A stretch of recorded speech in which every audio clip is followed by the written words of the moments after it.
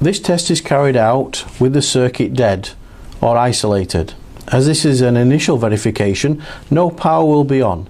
But if it was an existing installation with power on, then this would have to be safely isolated. Please see the previous video on safe isolation. Electronic devices such as dimmer switches, RCBOs can be damaged by carrying out the insulation resistance test between line to neutral. Care must be taken when carrying out this test on any installation. To carry out a global insulation resistance on initial verification, the power will be off, but all the protective devices and switches will be in the on position. Lamps and loads will be removed.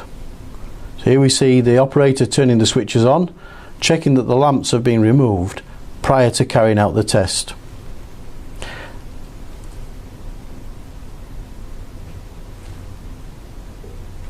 Any electronic devices like dimmers or RCBOs will be bypassed. Connect between the line and the neutral. Press our test button at 500 volts DC and toggle any two-way switches or two-way and intermediate switches to ensure that the test is done down all strappers. Repeat this test on line to CPC. This ensures all parts of the test have been carried out correctly. The only test left to do is between the neutral and the earth bar.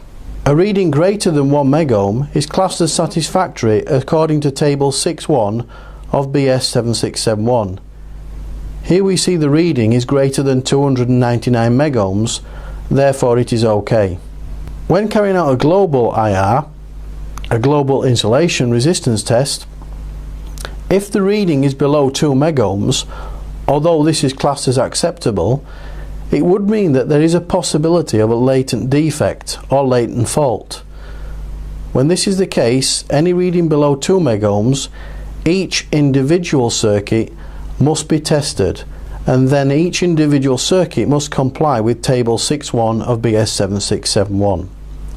To see how to carry out an individual insulation resistance, please see our other video.